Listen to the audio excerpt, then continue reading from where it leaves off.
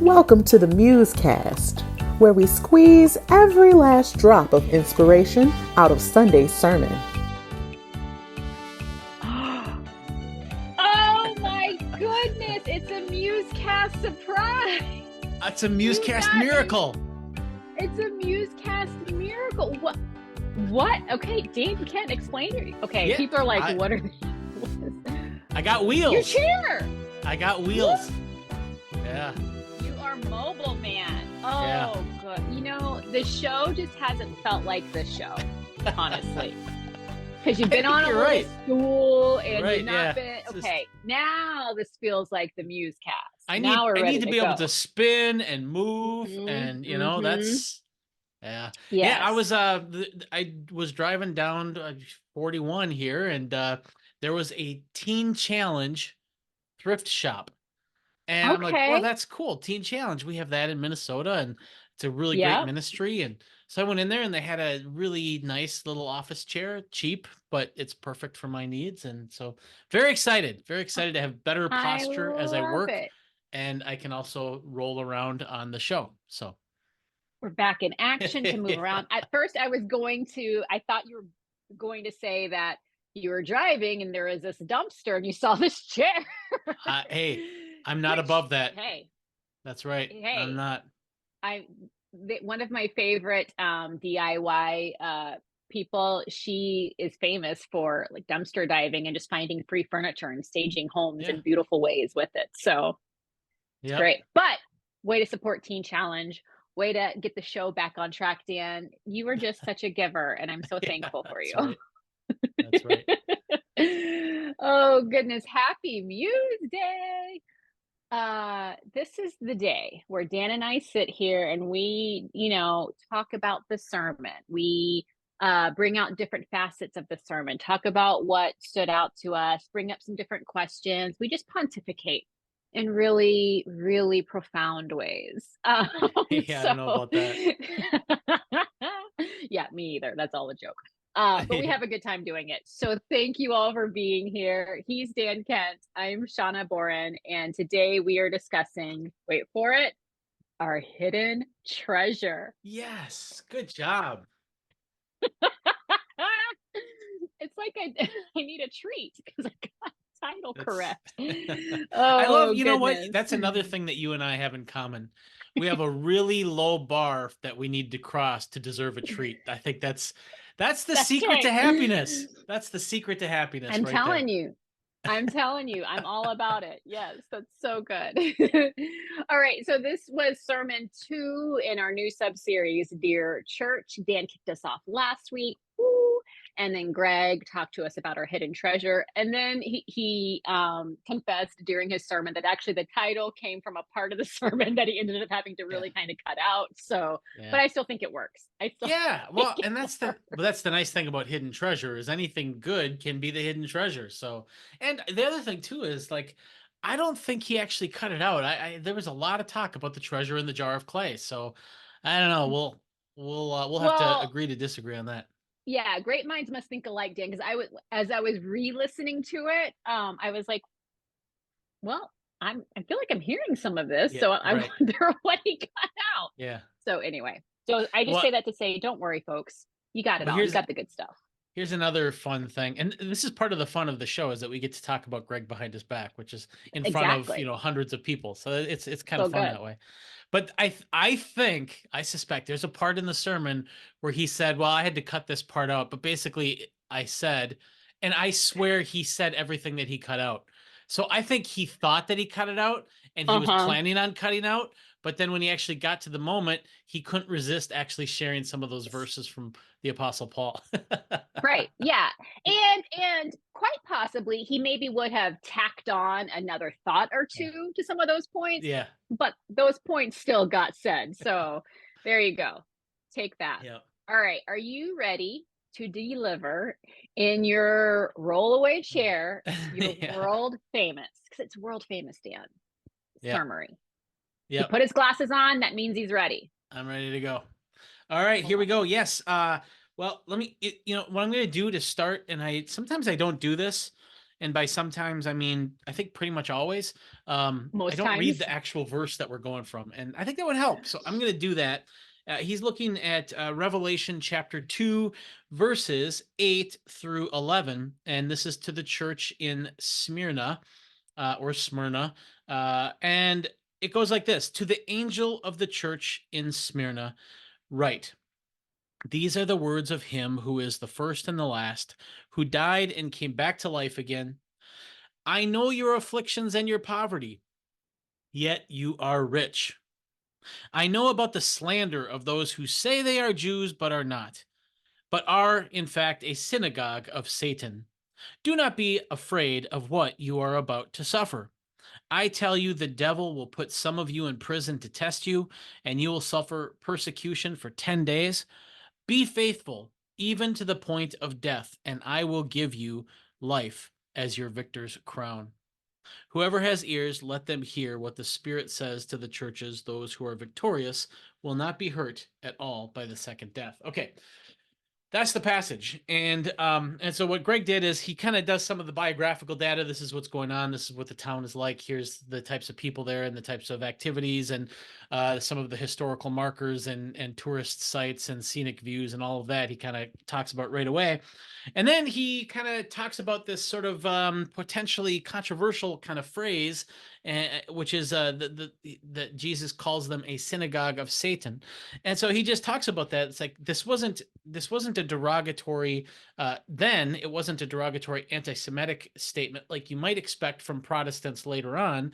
In Jesus's words, what he's really saying by that is that situationally, this is how Satan is trying to keep the church from spreading.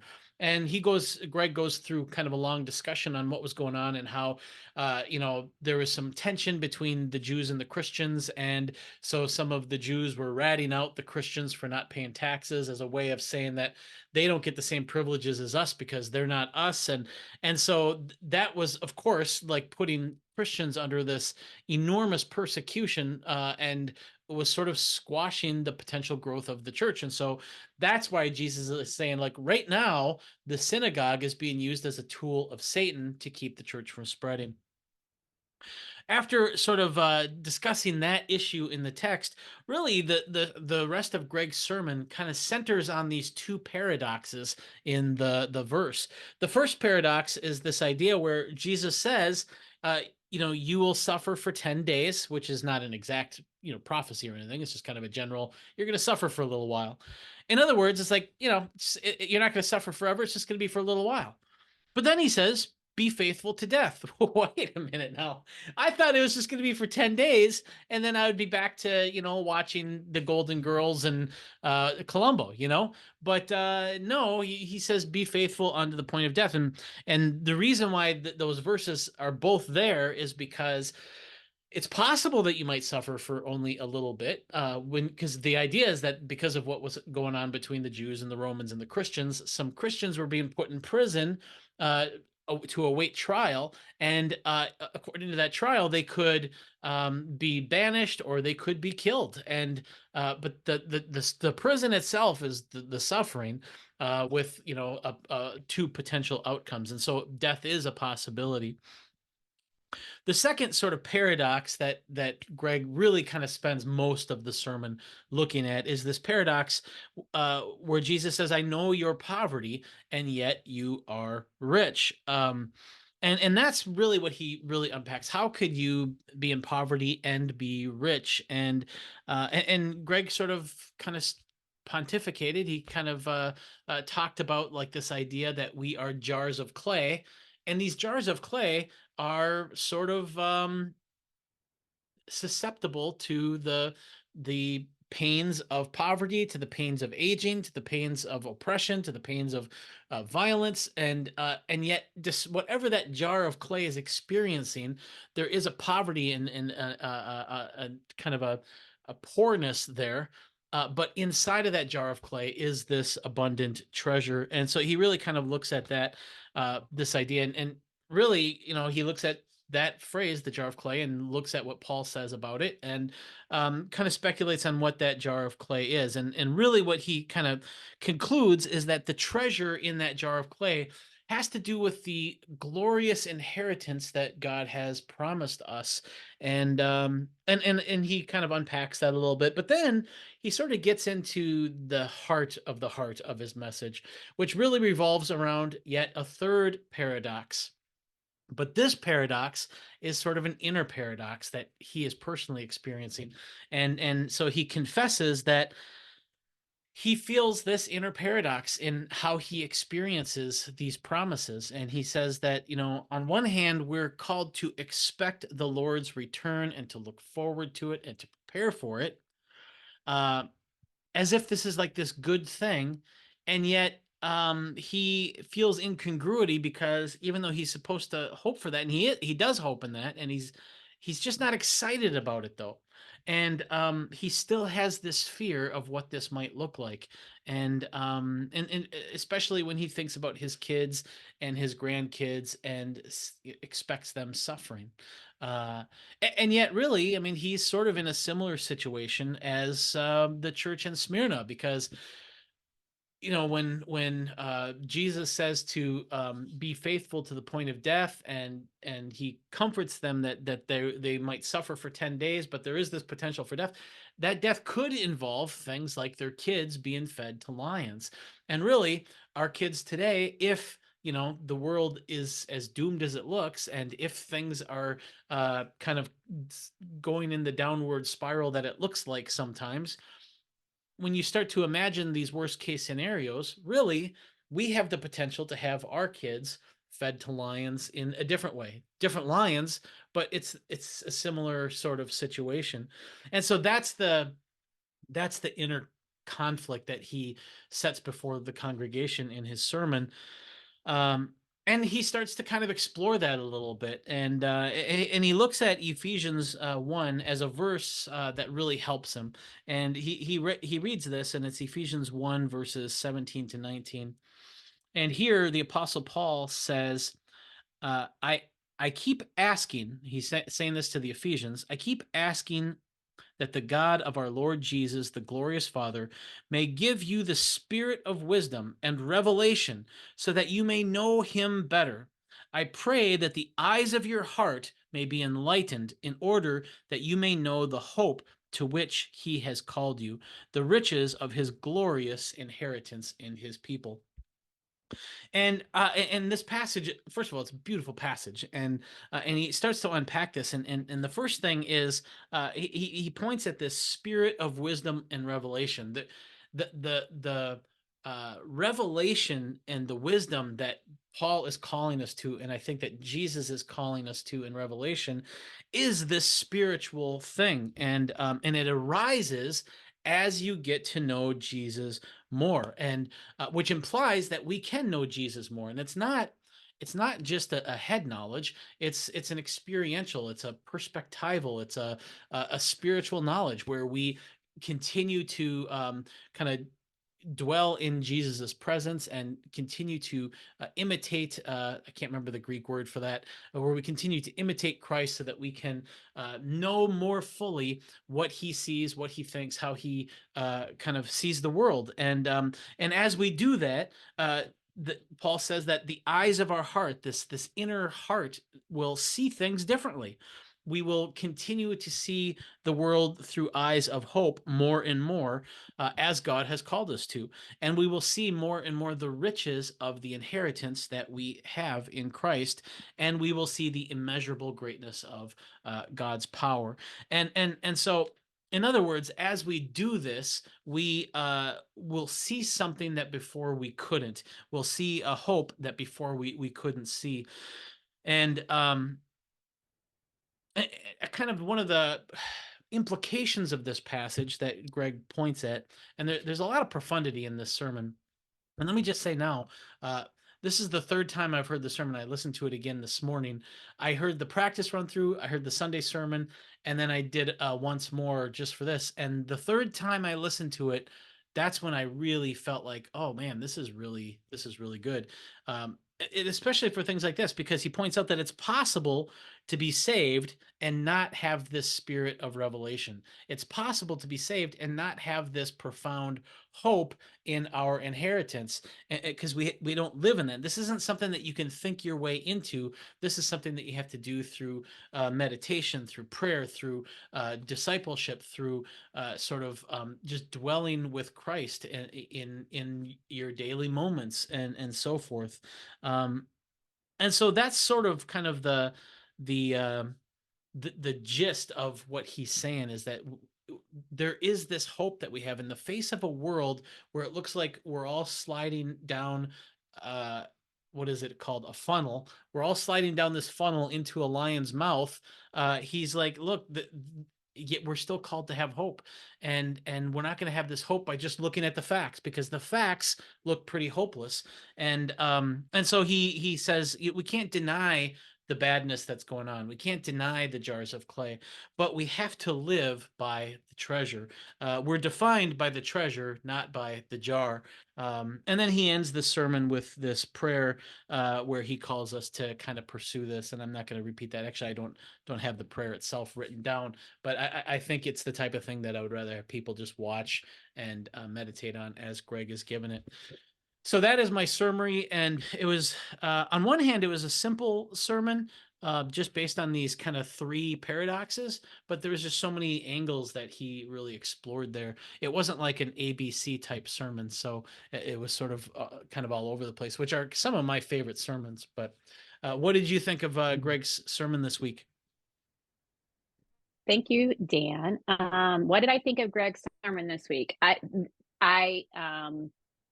Okay, my response is I'm still like noodling it, because I find myself very much resonating with that third paradox that Greg shared about, just that inner turmoil, just where he was honest in saying this is kind of a struggle for him. I find myself kind of hanging out in that space and really relating to that. And so I'm trying to get to where you got today of like seeing it, yes, this treasure, this hope that we have, and not to be I'm going to say the word distracted by the jars of clay, by the facts as we see them in the world. It's just sometimes hard to define and to live into the reality of what that hope is, that treasure is. And for me, that's where the faith comes in, because when I don't have all the answers, when I can't fully like say, well, this is what it will look like, this is how, yes, you may be hungry right now, for those who are,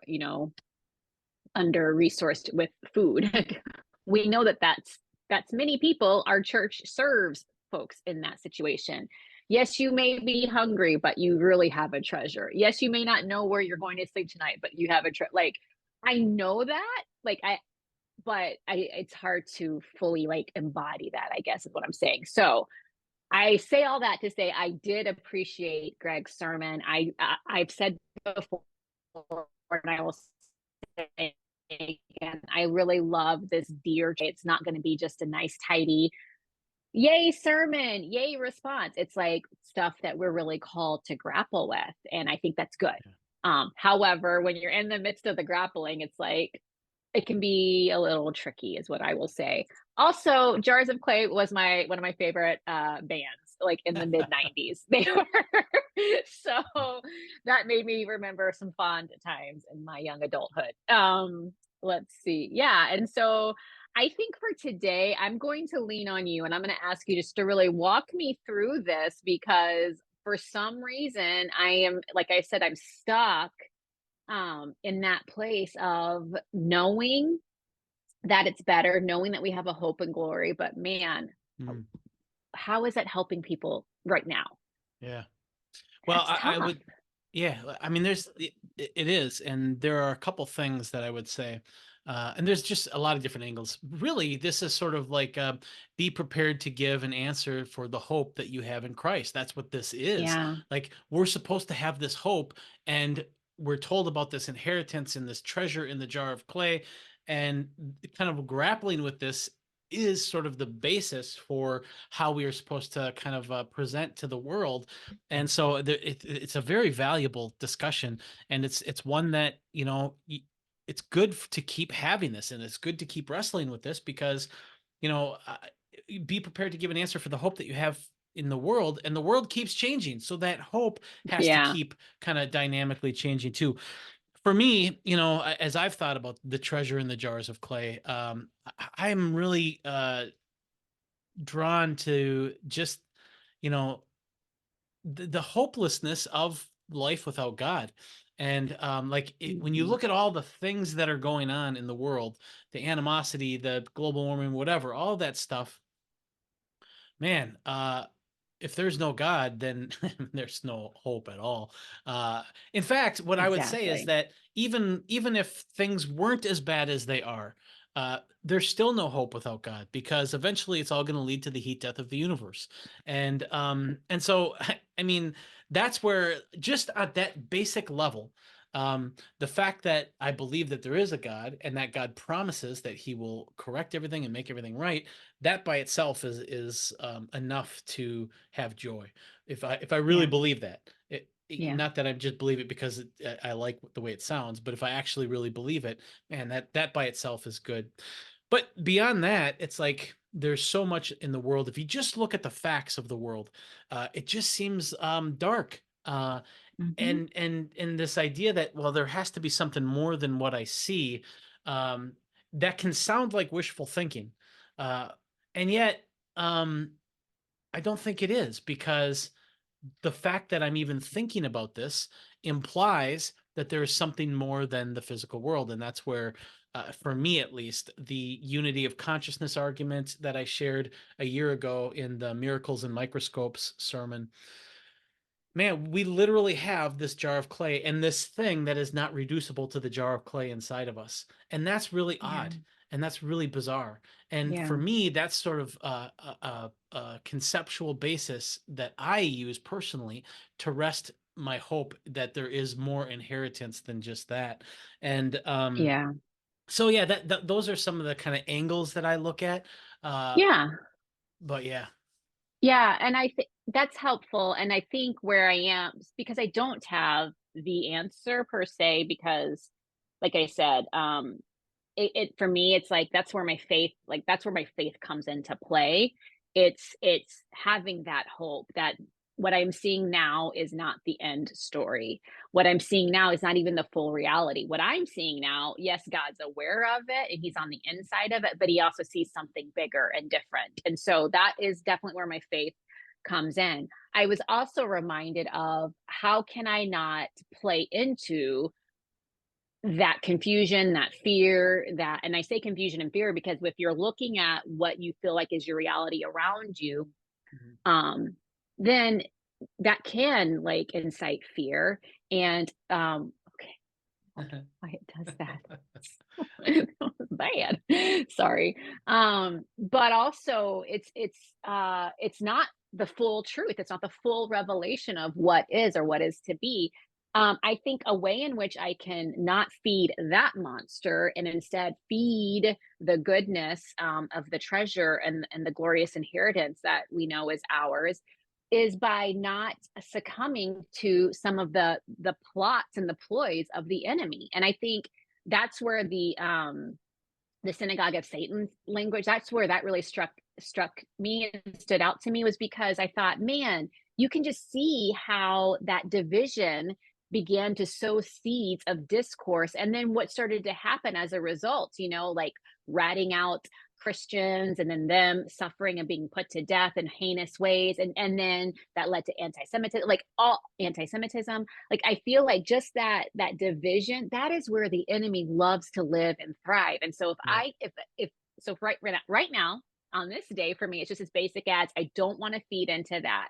And so in my awareness of what's going on in the world, in my awareness that, man, humans are going to be human and they're going to do some icky things and say some icky things, I cannot allow myself to feed into that and think that's just the way it is and that's the reality and oh well.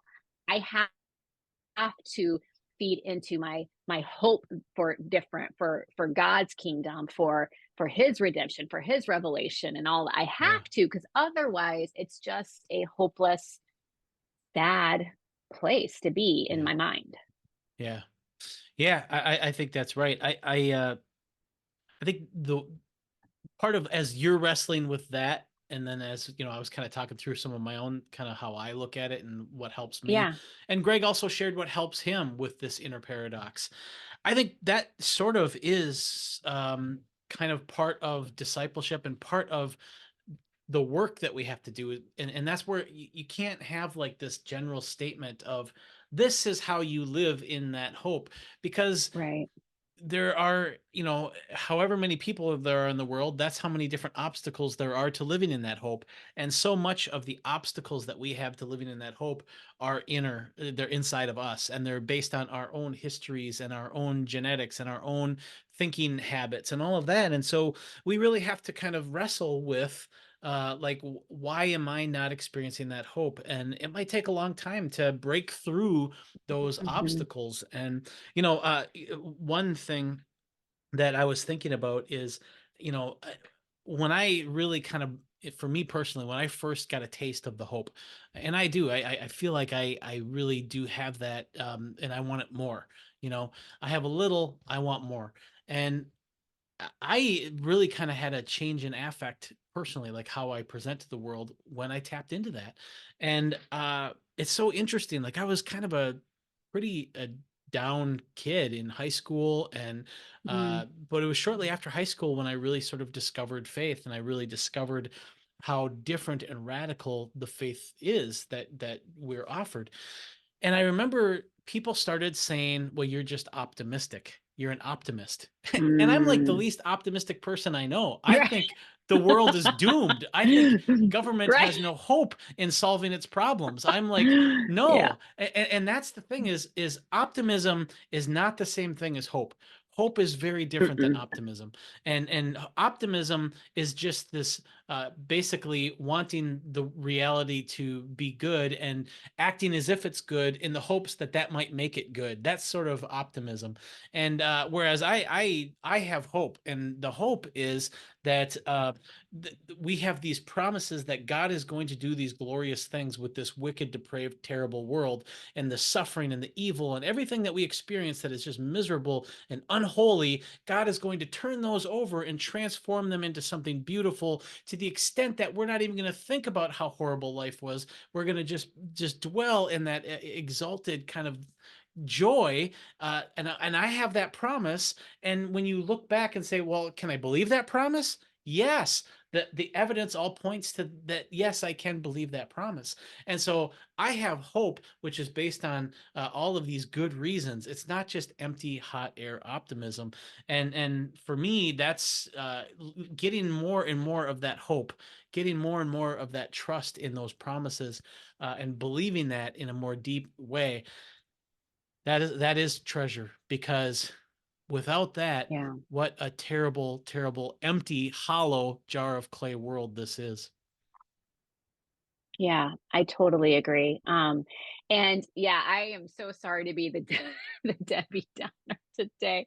But I do have that hope. I believe in that. And there are just days when it just is like, Lord, I believe, help my unbelief kind of moments, Absolutely. right? And Yep. so I think that's part of the beauty of why we are doing this series. I think it's part of Mhm. the beauty of why you and I have these conversations. I think it's a part of us working this stuff out in real time with one another. It's a part of learning to love together. And I'm so thankful for that. And I think for me, where I begin to like get discouraged is like, um the reality that so many people are experiencing, and I want them to also have that hope. And I guess my hope is that if they have that hope and the treasures, that it will help them sustain whatever it is, sustain their heart, their mind with whatever it is they're going through. And we just can't control all of that. And so that's why I just come back to, like, when it feels too big and mass, then I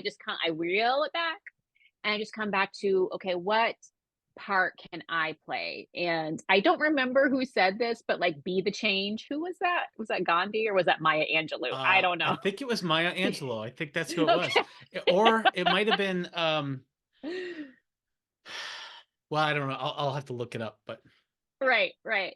So somewhere, be the change you wish to see in the world. I honestly, I go back to, okay, things are, ugh, they just are. That's the reality. What can I do in my little space to not be that? How can I tap into the hope that lies before me? How can I tap into this treasure? Because I know Jesus, because I love Jesus, because I want to be more like Jesus, because I want to see what he sees. How can I tap into that in my own way? And hopefully that will encourage others. And so that's just how Yeah. I, in this moment, am walking that line. Yeah. Because I'm not ignorant. I see the discord, I see the suffering, and I know that we would love to just wave a magic wand and it's all gone. But you're right, without God, any hope that we have is nil. Like, so we need him. And I Right. want everyone to know that truth. Yeah. Yeah. Me too. Definitely. Do you have any, Dan? Because we like we've said before, we get some questions in, and then but they don't always fit like right. Like, we're gonna kind of get to them throughout this series, so don't fear if you've sent something and you feel like we haven't addressed it yet. Is there anything in particular to this week's sermon, the letter of the church at Smyrna, that you want another angle you want to bring out Mhm. or talk about a little bit, Yeah. just something that stood out to you that you found Well, to be helpful? there's a lot that I could definitely, go down. I mean, he talked. For my nugget, I want to talk about another kind of angle that or struggle that he had, this inner kind of conflict, and that is, he has this hope, but like, how do you like walk around all full of hope in a world where people are suffering? and Yeah. and uh and so I Yeah. definitely want to talk about that for my nugget. But and I forgot to mention this in the email where I shared the link, but there is this comment on the YouTube video that I wanted to read. And this is Miss Aidi. I think Ayti. I don't know who that is, but she Okay. says this: I thought God is going to redeem this world. This message seems so different from past sermons. Um, and uh, and I get where, because Greg is talking about his own inner kind of the paradox, this conflict that he has. Um, I get why there's this sense in which he's not really focusing on the resolution of the world's problems, but he's just focusing on the inner treasure that we have, no matter what's going on in the world. Yeah. But so it sounds like she wants to hear more about the redemption of the world and all of that. And I guess what I would say, and I think this is part of what a lot of people experience, and I hear these kind of frustrations a lot, is you hear about the good news, and we assume, and when we see the transformed lives of Christians, and we see these great things that church has done for people and faith has done for people, and we might even come to believe in that God and Jesus, and I think that people expect that, well, then the world should be good now, and there's this expectation that Yeah. faith is all about making things right here and now. And that's the goal. Of course, we would like to make things right. Of course, we would like to end wars. Of course, we would like to end the death penalty, and have prisons where they're not like so punitive and they're not so racially biased, and the racism in our systems and all of that. Of course, we would like to fix those things, but I think that I think that in a spiritual war, when the world is redeemed, it could get a lot worse before it gets better. And Yeah. so, are we the types of people who are prepared for a world that gets worse? We live in a time where everybody thinks that the world is going to keep getting better. We've gone through 150 years of incredible technological growth, economic growth, intellectual growth, all sorts of growth, and every year things have gotten better and better and better. And I think that people sort of have this assumption that that's the way it's going to keep on going.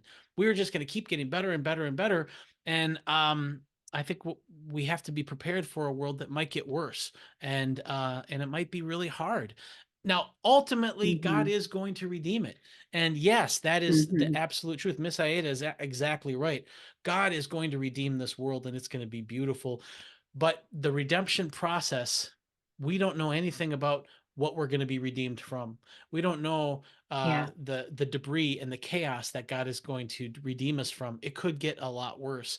And so what Greg is doing and what I try to do is I try to prepare myself and to prepare the people that I love and the people in the congregation to the best of my ability to be prepared for a world that might get a lot worse before it gets better. And I think that's what Greg is doing too. But it was a good comment, and I appreciated it.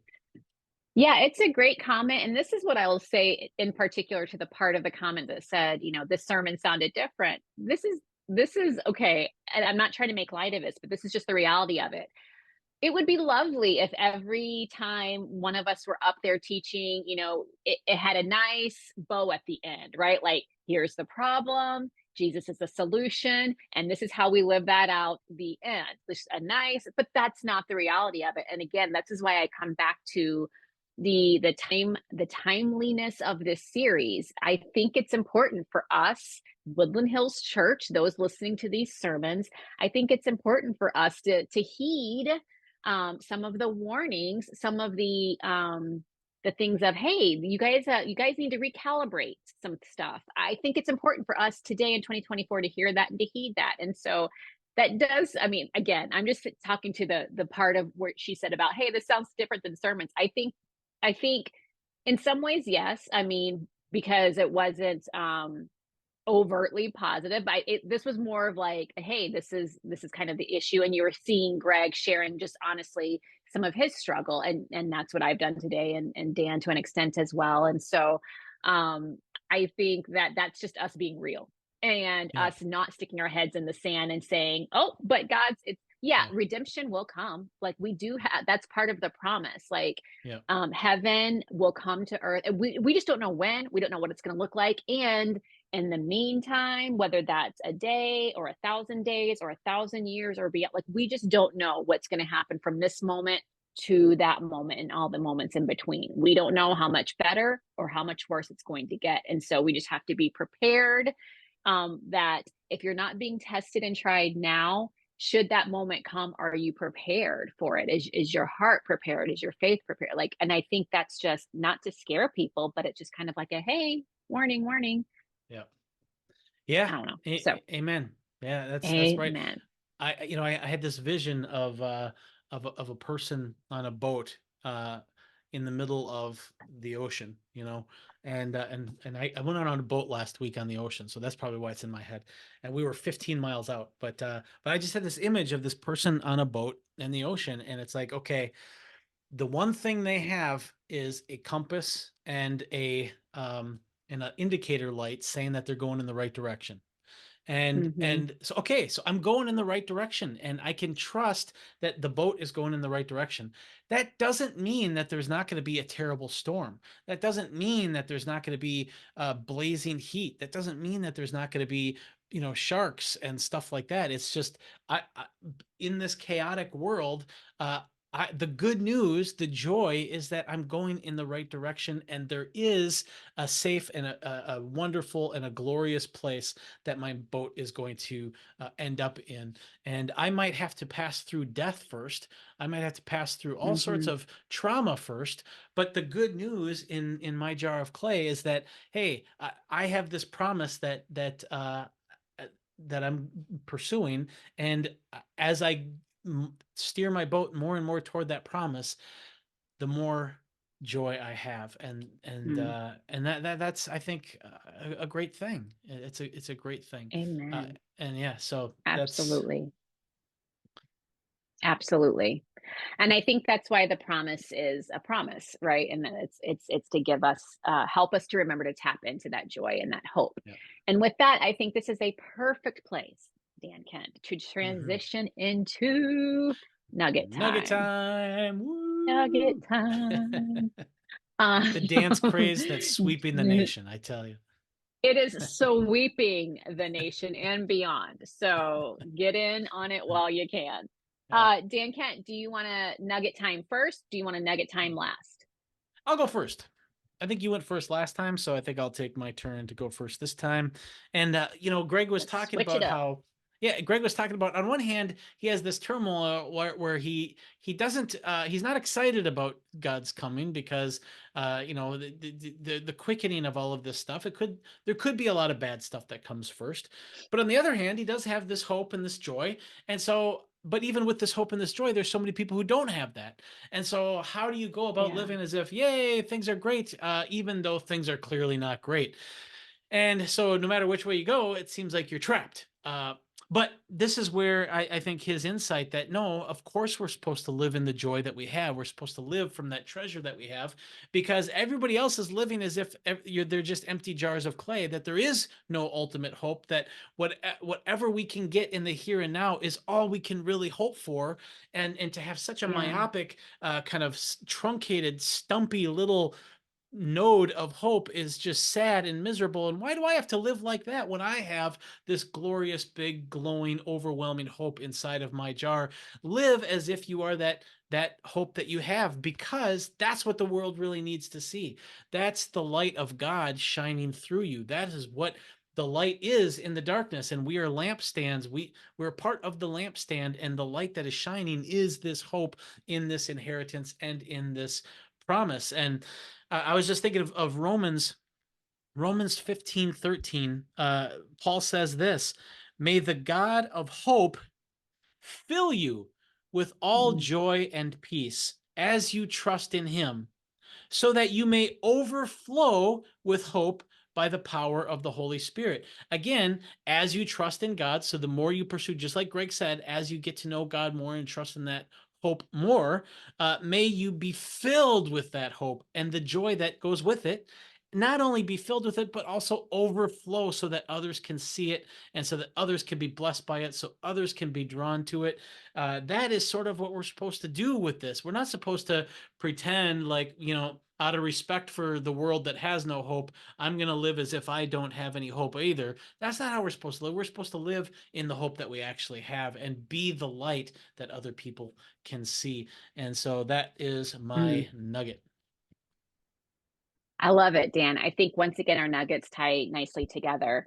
As you all have heard me just share kind of my tension that I'm living in. The thing I keep coming back to is scarcity versus abundance. And I feel like this hope that we have, this treasure, is the abundance of knowing Jesus and being loved by him and leaning into all that that means for our life. And that does give us hope, knowing that he is the author and the finisher of our faith, knowing that he has the final word, knowing that redemption and reconciliation and all of that will come. And so leaning into that. When I live in scarcity, that's when I'm afraid. That's where I'm thinking, this is as good as it gets. So I need to take care of me and mine. And that's when you begin to other people, because if you make space and room for people who see things differently than you, then, you're not being true to yourself. And so I just feel like we need to not allow the enemy and the principalities and the powers like suck us into this scarcity mindset where we feel like all we see is all that there is, and we have to defend and fight, and that can take on a couple of different forms, and none of it is good. None of it is good. But if we can lean into the abundance, and I hope you guys understand, I'm not talking material stuff here. I'm just like the abundance of life, the abundance that we are promised in God. The enemy comes to kill, steal, and destroy. Jesus has come to give us abundant life. That does not mean a life without worry, a life without pain. It just means that what we truly have, what we truly lean into, what we can truly experience is beyond what we are seeing and feeling and hearing in the here and now. And so that's where I am trying to focus. And that's where I feel like I can really say, like, this is where my hope comes from.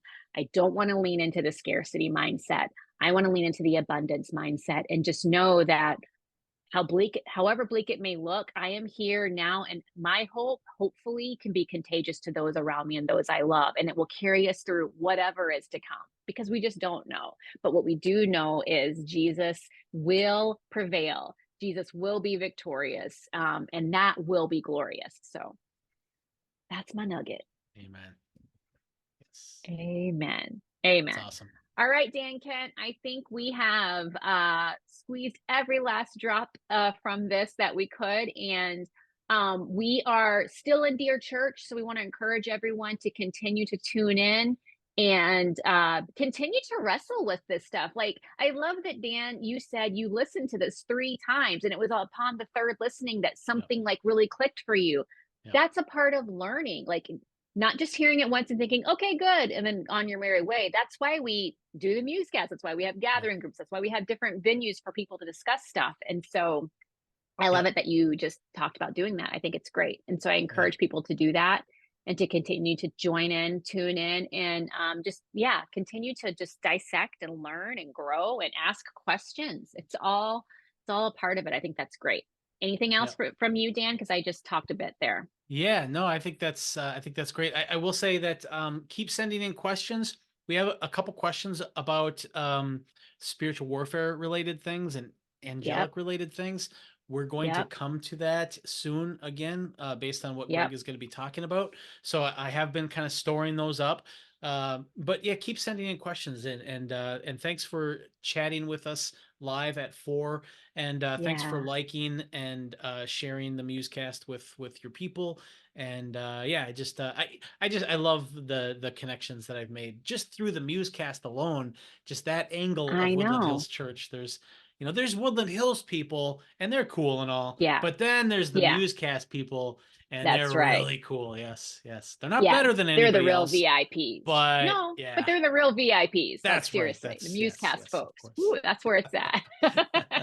We really do love you guys. Appreciate you guys. Look forward to chatting later on. Thank you so much for tuning in. Have a great week, everyone.